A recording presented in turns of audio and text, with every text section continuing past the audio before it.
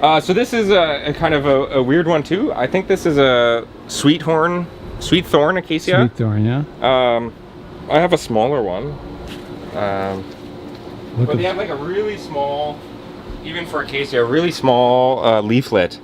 So again, a compound leaf, but really small. Very small. So here's a smaller one. Look how fine and delicate Kind of they interesting. are. Very cool. This one I have. I'm gonna keep it kind of long like this. It's kind of weird, and I'm hoping to grow it in a weird literati-esque kind of stuff. But I'm calling it the feather. Okay. So I think I'm gonna try to grow it like veins of a feather. Oh yeah, yeah. So have it relatively kind of bare for the first part, like the quill. Yeah. And then grow these as the veins of sort of like a herringbone pattern or something, eh? Or something like that. Wow, that's cool. So this has been just, again, most of my tropicals, I haven't got to them yet, so they're just growing free and wild. Yeah. And I keep my boxwoods back here too. Oh yeah. Because I found the boxwoods really like shade, so I keep them kind of in my shadiest bench. Okay. But this one's doing really good. I got this one for like $6. I think this is an Eldon pot. Oh, no. BSI. It's a nice pot. Nice pot. Yeah, nice kind of handmade one. Yeah, suits the box nicely, doesn't it? Yeah, just a little boxwood. Great start. So it's back budded pretty well. So in the sun they'll go yellowy, won't they? Yeah, they get you can see here. So this is like a burning. Actually, they'll get a red tip and stuff. I found they like really shade. I have a couple more even smaller ones. These are Kingsville Boxwoods. Oh yeah. Those are nice, eh? Yeah, so this is an even more dwarf one, and you can see this one's a little further back, but even darker green. So even that one's maybe getting too much sun. Too much sun, eh? Wow. But look how small this one is. Oh my goodness. This is the really nice variety for bonsai. It's called a Kingsville. Kingsville box. Wow. Amazing. Yeah. It's just crazy the uniqueness that you can find in species. It seems like every year there's more and more. Yeah. These are a fragrant sumac. Oh yeah, yeah. So you may have seen the one David has probably the best one I've ever seen. It's in a really nice red pot. Yeah, I've just seen that. Beautiful. So I was jealous of that, so I got some of my own. He said that was from Ray's too originally. Yeah, maybe. Yeah. Yeah. This was the crown. So this was the old apex of my Ficus rumpi. Yeah. And I grew this one to kind of the same proportion as your Wally one. Oh yeah, yeah. So it's cool. It's just been growing and stuff, and it's growing into the other one. Yeah. Here, this is a little Mingarillia. Oh yeah. Wow. Not little. Yeah. Wow, that is cool. So it's just starting to come back. This again was a problem one. Okay. So it's just on a summer recovery. But they're slow growers, so this kind of took all summer to kind of push out. Yeah. It's coming out now. There's some good buds coming up. I found they need a lot of light and warmth in the winter. Mm-hmm. I found they didn't do well in my plant room. Yeah, and they like really moist soil, I've heard. Okay. But yeah, it's got that nice first branch, and it's going to be small. Yeah, it looks really good. It's got developed. I'll flip it around because I think this is the front. Oh yeah. Oh, no, this was the front. That is okay. Yeah, but really nice. Out there, yeah. And look, they have that like nodule, kind of like the the ginkgos. Yeah. That grow that. It kind of looks like a stalagmite almost. Yeah. Kind of weird nodular growth. Cool. Yeah. Very interesting. Yeah, and they're pretty bare when I have everything pulled out. Yeah. Well, it's a good time. This is just made with like wood stair runners and scrap. Oh yeah. Deck board. Well, it's good, isn't it? Yeah, it's good enough. It holds the trees. You can't really step on it. But what is that one in the middle there, Car? This? Yeah. I'm not gonna remember this. Okay. It's a succulent. Okay. You can see here it's kind of. That is really cool. But it's kind of like a succulent Christmas tree. Yeah. Like it goes very straight and it's kind of it has a zesty smell to it. Like almost like a lemon. Yeah. And it does flower. Cool. I forget, it's some sort of succulent. Yeah. That's neat. I like it. I was going to grow it as an accent plant, but it makes a nice standalone tree almost too. Yeah, like it does. A formal upright. It's a cool pot. Where's that pot from? I'm not sure. I think this is just a nice Japanese one. It's like the feet I got this from Wayne. Feet are bamboo on them. Yeah, yeah, really nice pot. That is a cool tree. A couple small mame trees. So this is a Chinese elm that it's over root over rock. This is kind of the dragon stone. Yeah. It's held in tight with the that's zip not ties. Yeah. But cool. it's growing really well. Again, this was a problem. I just put it in the smaller tray, and it's growing out really well. Those are the tropical type elms, aren't they? Yeah. So I have a couple over there that I've done some experiments with. Some I've kept above 0. Okay. And they do well. And then you get, like, elms have some of the nicest fall colors. And I think a lot of people, when they grow the indoor Chinese elm, you're really missing out on, like, one of the best features of the elm. I see. So if you can, they definitely won't survive our winters, that's for sure. Yeah. But if you have, like, a very protected, like a garage or something like that, they do well in that. Okay. And they get very, very spectacular fall colors. Really? Cool. This is, I think you guys may or may not have seen this before. This is a small variegated Portulacara. Yeah. So some of the leaves come out almost 100% white. Wow. This is kind of just recovering. I did a prune. I thought I was going to lose this branch. Yeah. So this is my kind of like, I really needed this branch. It was like my first characteristic branch. So I'm really excited that these kind of came out. Back, yeah. It could use more sun. It is like, there's some vigorous growth like this, but it's not very even. I see. So I'm just going to keep working on it, not working on it too hard, just keep up horticulturally with it. Yeah. And in a small pot like this, I can keep it watered pretty frequently. Yeah. I'm probably going to put it in, now that it's out, somewhere a little more sunny. I see. And that will help. Very cool. This, to be honest, I think I forgot what it is. I think it was maybe a gardenia. Okay. No, I forget. Anyways, really cool form to it. Just did a severe prune again, and it's coming back. Yeah, it's looking good. Looking real healthy. Looking real good, Connor. Last one here, I think you guys may have seen this or not before. This is an ivy, a climbing ivy. I think of the indoor ivy type, but it's growing on a person. Oh, yeah. It's like Atlas. He's like holding up the world and stuff. Root over statue. Kind of thing, eh? So I kind of grew them up over his back. Oh, cool. And then I left one here by the feet. And it's just the erosion is naturally starting to remove the stuff. So you can see some of the nice roots growing over it. And it's just growing wild over the summer. Wow. And this is an Eldon tray. Oh, yeah. Just like a pinch pot. Yeah, wow. That looks good. That's fantastic. Yeah, I really like it in that small kind of pot. And then here's my Brazilian rain tree. Okay, wow. And it's got some really nice movement to it. Oh yeah, wow, it's thick, isn't it? Yeah, and it was from Chris Hendry as well. Yeah. It was probably the same height as that acacia we saw. Wow. And so you really reduced it, eh? There's a big trunk chop. Yeah. And yeah, that was early in the spring. So again, it was slow to start, but this is all, once it got going, this is all this year's growth. So Nigel, you're right. Whoever told you that, they definitely have the capacity to double in size and in one growing season. They do it, don't they? They take off like crazy. Wow, that's amazing. And I love the zigzag branches, eh? Yeah, So really, cool. really cool feature. I love the Brazilian rain tree and all these kind of like, I guess, legume type leaf foliage. Yeah. The serrated leaves. All the ones that fold up at night are cool, aren't they? Yeah. Very So cool. we'll just walk around and get a couple of the big ones, and then we'll finish up on the last bench. Okay, here's the jades. Yeah. Whoa. So this is the mother tree of all those cuttings that you guys saw, and we did a big prune in style in one of our KW meetings. Yeah. So this was kept in like an outdoor greenhouse, and was just like, this is probably 20 plus years old, just left there kind of to grow on itself. Yeah. Obviously it was probably several cuttings or whips at one point that allowed to grow in. So you can see this is where the big cuttings came from. With the chainsaw, eh? Yeah. Well, it's super soft. It's just What crazy. did you cut it with, Connor?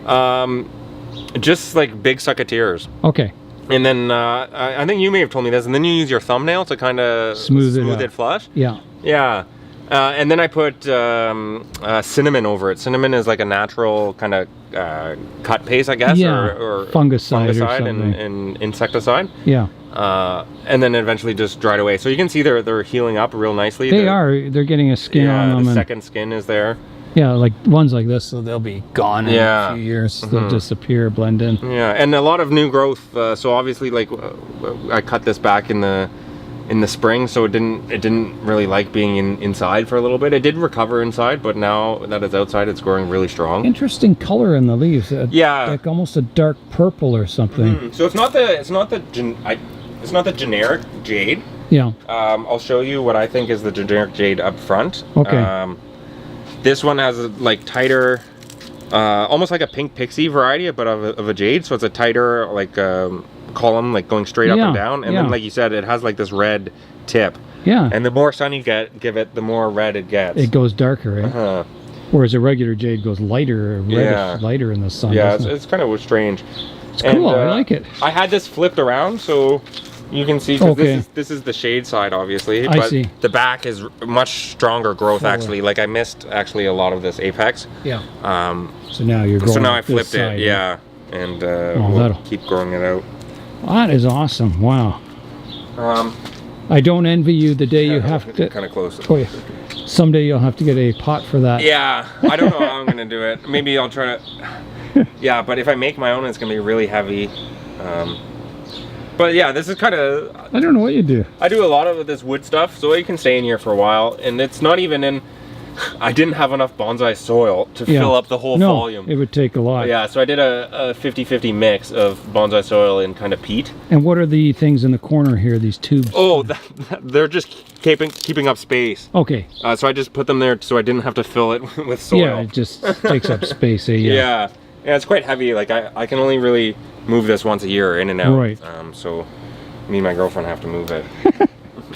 Wow. The disadvantage of large, impressive trees. Yeah. No one really tells you like the logistics around it. Yeah, I know. This is a collected oak that is not doing too well. Okay. So hopefully I have it on the road to recovery.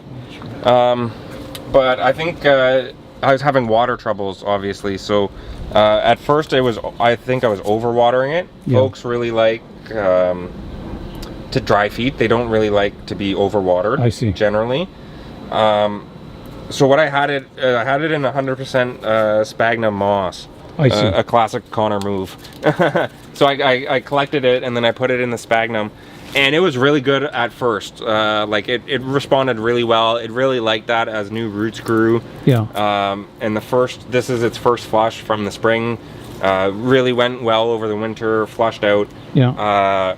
And then half of the summer was all great. And then when we were kind of getting to around this time, a couple weeks ago, the leaves were starting to get really yellow.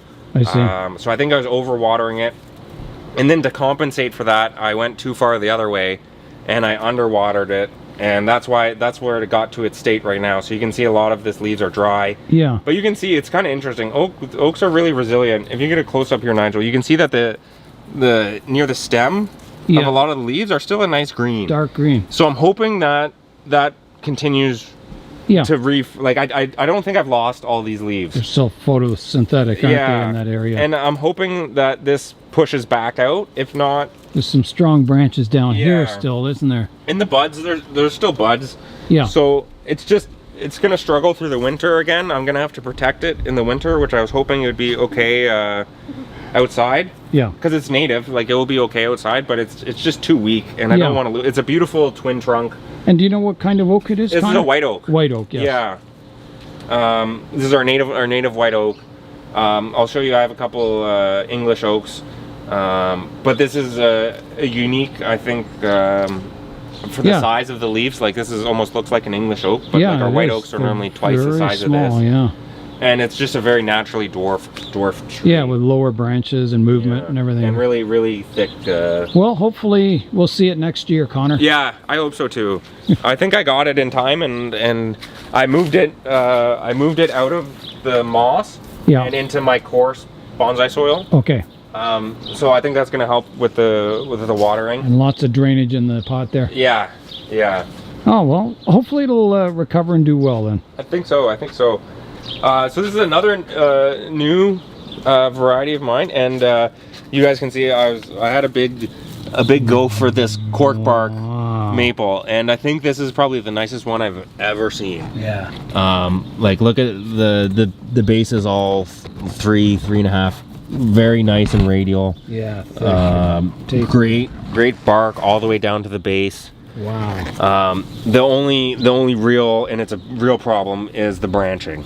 Okay. So you can see that, like, these branches all very thick. Yeah. And then they all are almost 2 feet long. Right. So this was from someone who's getting out of bonsai, who's let his collection probably go for too long. Yeah. Wasn't really sure kind of how to manage this. Yeah. He may have been trying to grow the trunk thick, which is great. This is probably the best trunk I've ever seen. Yeah. It's like got an A+ trunk, but to get it there, the branches have become too thick. Now, could you cut all the branches off to a stump and like a trunk and then regrow them all? Yeah, or? so that's one option. And Okay. I've kind of been, I'm not 100, like I haven't really played with too many Japanese maples. Yeah. And I know there's a lot of really experienced, talented guys who work on Japanese maples almost exclusively.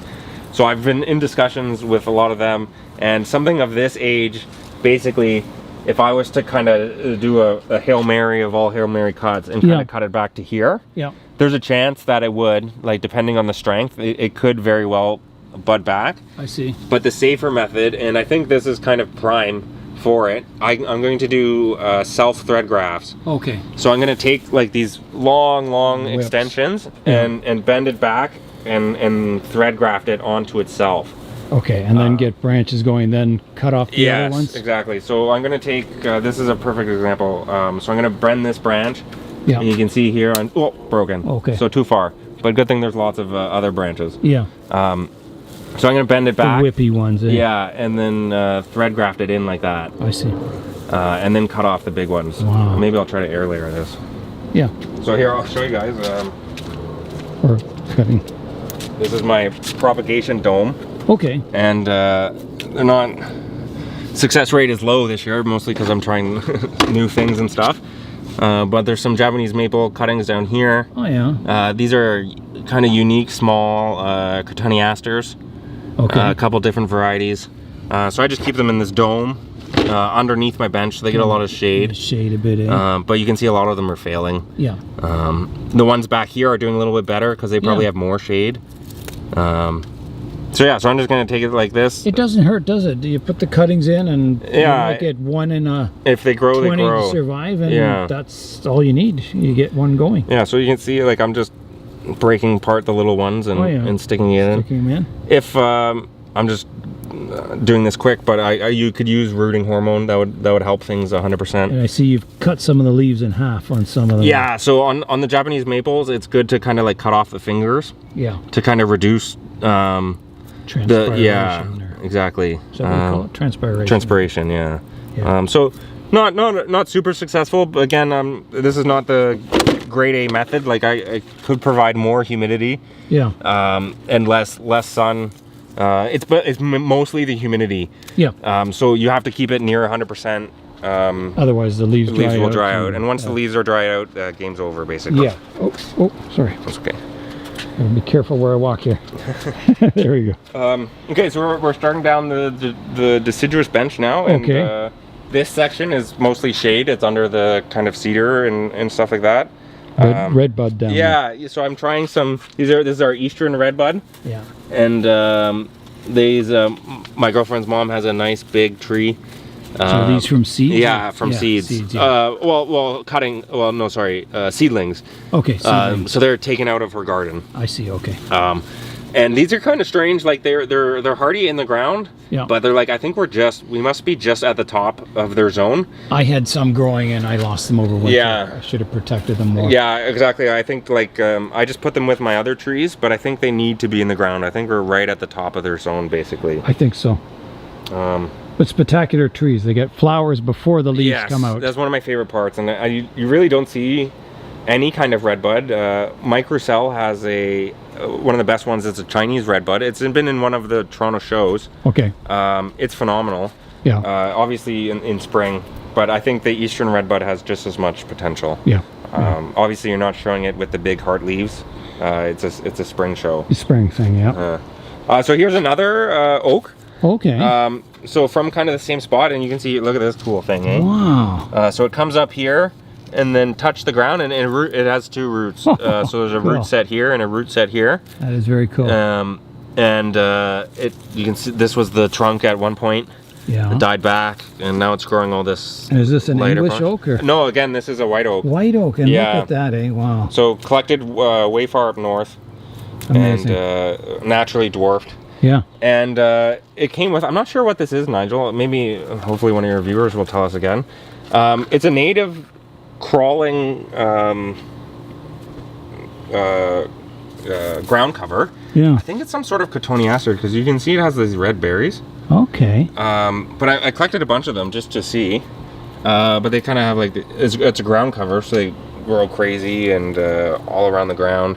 It kind of has a cotoneaster vibe to it. Yeah. Especially like these red berries, and I'm not sure if it's an evergreen or not. But they were kind of in the same area, so I grabbed them at the same time to see. I'm not sure what that is. I have no clue either. No. But if one stays, then you're more than happy to. It almost looks like barberry, but there's no thorns on it, is there? But look, this is kind of cool. This one came with it, so I have to kind of plant these together now. But this is a kind of cool movement. Wow. Came with its own accent plant. So they grow fairly thick, eh? Yeah. There's a couple thicker ones. Oh yeah. That is interesting. Yeah, so they're collected, and this is my go-to kind of collection method, right in sphagnum moss. Yeah. I learned my lesson, so this oak is right into coarse grit. It looks healthy, doesn't it? Yeah, and this I got a lot of roots with. Okay. Because I think it like was here and then did this. It was really close. Yeah. So I pretty much got, I think, all the roots. Oh, that's awesome. In it. So I have high hopes for that. Cool tree. Yeah. Cool tree. This is my hemlock that's not doing too well. Okay. So the other one over there you saw was nice and lush. Yeah, the dwarf sort of hemlock. Yeah. Eh? This one is equally, I think it was a dwarf. It's a real shame. Yeah, there's buds here and there on it, isn't there? So it's not, the hope's not all gone, but it had a really great bonsai potential. And I think it still will. Like if I can keep these, that'd be great new branches. I wasn't going to use most of this anyways. Right. I guess it's pretty tall. Yeah. But I think hemlocks, from what I've been able to gather, they really like organic soil. Okay. So they really don't, I think a lot of people have struggled with them as bonsai because they're putting them in bonsai inorganic soil. I see. Kevin Yates, the president of the Toronto Club, said like the best one he's ever seen was growing in a log. Like I see. In a wood log. Right. Which is cool. I don't think a lot of people do that for bonsai. No. That'd be interesting to display. You see it a lot in nature. Yeah, exactly, right? Nursery logs. Yeah. Little seedlings growing out of them. But they also have a really finicky root base, and I definitely sometimes you don't know the line until you cross it. Right, exactly. And I think I crossed it on this one, but we're close. So I'm gonna baby it over the winter. Yeah, and, see if you can bring it back, eh? Yeah. You might get a lot of interesting deadwood. You never know. Yeah. Yeah. Oh, cool. Up front here is a Storia. Okay. And I had some problems with this, and I'm still kind of having problems with this. They're very delicate. So that's why I moved it back, so we're in the shade area. This was getting too much sun. Okay, yeah. I think I burnt a lot of the leaves, but you can see they're still really nice buds. Yeah. So it's still really vigorous, and like the lower branches, so that's why I think it was sun, because like this one is in the back. Yeah. So it's still okay, yeah. And I didn't know, but these Storia are similar to azaleas and rhododendron. They're really like acidic soil. Okay, yeah. So I grew this, I did this in my regular bonsai soil. And when the leaves were first coming out, they were very chlorotic. They didn't look very nice. I had some soil acidifier, which is basically just phosphate. Yeah. So if you guys need to raise or lower your pH, you can add like a high phosphate or a high phosphorus fertilizer. That will do it. Or you can have like these soil conditioners, which again is just a type of phosphate. So once I applied that, it turned leaves were really well. And it was doing okay until I think it got too much sun. So I moved it back here. I see some new growth on it. So I think it'll recover fine, won't it? Yeah, and I was contemplating with getting rid of the leaves. But again, like I was kind of saying, it's a little late in the season, and there's still some green, so I'm not showing it. I'm not in a rush, like so I don't really. It's not too big of a deal. Strong buds, so it should be all right. Yeah. Cool. Behind it, here's another air layer. Okay. So same basket concept, but you guys can just check out the roots. And is this just to air layer the existing rootstock off of it?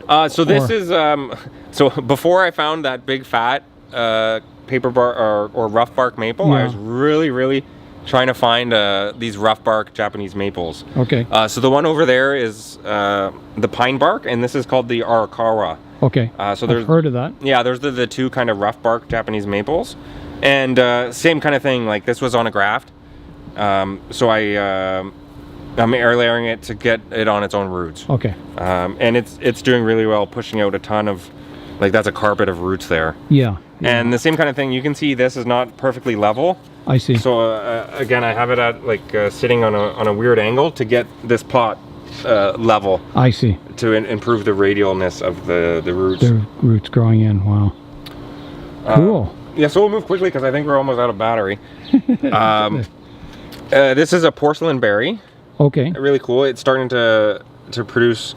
This looks like it's already getting into berries. So you can see the flowers were very small. Yeah. Beside it is a beauty berry, which is one of my favorite. So they have these really nice purpley flowers. Yeah. And then those turn into like a really vibrant purple berry. Really? Yeah. Like one of my favorite berries. Cool. And they're kind of small. So, but they only grow on this extension. Yeah. So you can see like it's got some good bonsai potential. Yeah, yeah. Some interesting features and some nice craggy bark. Yeah. I'm just letting it grow. I was pruning it quite heavily, but then I realized I probably want to see some berries, so I see. I let it grow. Sure. This is another coral berry. Oh yeah. So this one's not flowering. Okay. But this is kind of a cool. Yeah. Clump, got the roots sorted style. out. Yeah, that's nice. Yeah, so it grows really strong. Yeah, that's cool. These are the two Cotoneaster varieties that you just saw failing in the very small leaves. Yeah, this one's even smaller. Look at that one. Yeah. Holy. And little berries on it. Yeah, look at these tiny ones. They're related to the apple, I believe so, reading, yeah. right? Yeah, like crab apples or something. So I thought, so these are two varieties. This is the Tom Thumb. Okay. And then, I don't remember, I keep these tags because I have a bad memory. Thymifolius, Cotoneaster microphyllus thymifolius. So this is the smallest Cotoneaster I've ever saw. I thought Tom's Thumb was the smallest. Yeah. Until I saw this one. Yeah. And you can see it right beside it. I've never seen one that small. Yeah. That is amazing. So there's quite a variety of Cotoneasters. They're nice because they look like apples. Yeah, you can make a very small bonsai. Yeah. Yeah, and I'll just pull this one up. Because it's you always got to crawl through the nurseries, but look at it's got a cool. Look at that, eh? Yeah. Very cool. Yeah, a lot of potential in that, isn't there? Wow. So this is either a pin cherry, okay, or some sort of crab apple. Okay. So grown from seed, and just a kind of a variety of trees in there. So it's going to be a forest. Yeah. Again, it's just letting grow all summer. Looks cool.